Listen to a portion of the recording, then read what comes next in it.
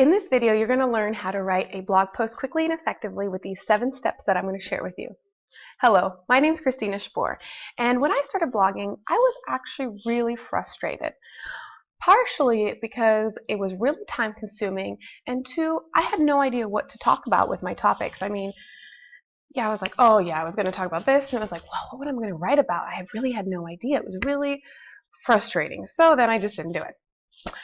And of course, if you don't do it, you don't write a blog post, there's no traffic, then there's no people seeing your page, then there's no one, seeing your content with value. It's just you posting. I'm not sure, what are you posting? So that's why when I figured out these 7 steps, I was able to blog quickly and more effectively, and that's why I want to share them with you. So let's dive into these 7 steps.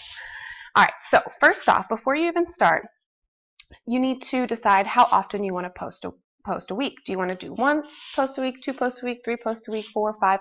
How many do you want to do? How much do you have time for? Don't over push yourself, over stress yourself, because if you say, oh, I'm going to do 5, but you really ideally only have time to do 2, don't do 5, because then you're not going to do it. You're going to feel discouraged, and you want to hit goals that you're going to actually accomplish. Hit your goal level a little above, and then hit the mark, so that way it feels good, and it's kind of like an adrenaline rush. Okay, and once you pick how many you want to do a week, times that by 4.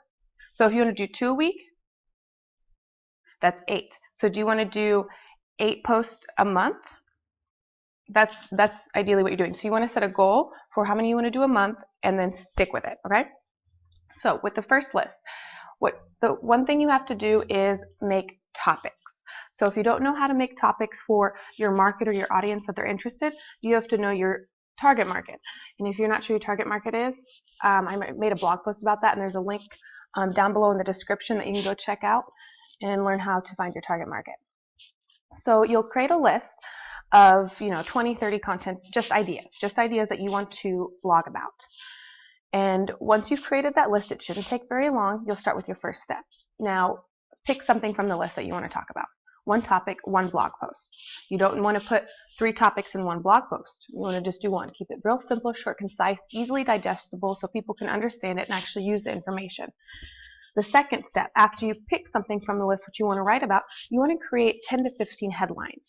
This way you already have your headlines done. You don't have to think about them. They're catchy, because the headline's the main point. If you write this amazing, beautiful blog post, and then the headline is this really long thing that doesn't make sense, no one's going to click on your blog post, and no one's going to see the beautiful post you wrote.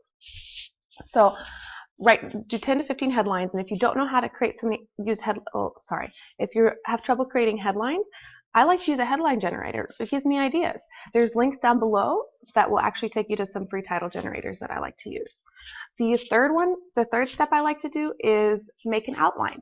So once you have picked your topic, you did your headlines, now make an outline. Just a real rough outline of the topics you want to talk about, certain points you want to hit. It doesn't have to be a perfect outline. Just make a real rough outline. That way you have a guideline to follow, and when you're writing, you're not like, what else am I going to write about? Ooh, let's put this down here. Oh, let's put this at the intro. Let's put this in the middle of it. And then you're scattered all over the place. This way you can just follow your outline, which leads me to the 4th step. The 4th step is following your outline and writing your blog post. Just let the thoughts flow. When you come to the point, just let everything come out what your thoughts are flowing.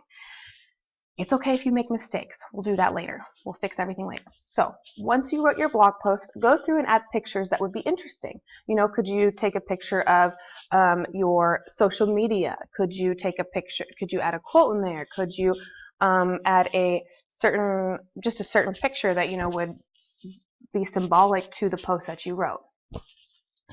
The 6th step is edit.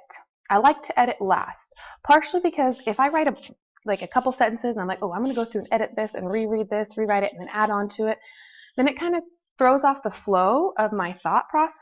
So if I just keep writing and then move on to the next thought process and then keep going, and then by the time I'm done, it's already been 30 minutes. It was so fast and easy to write it.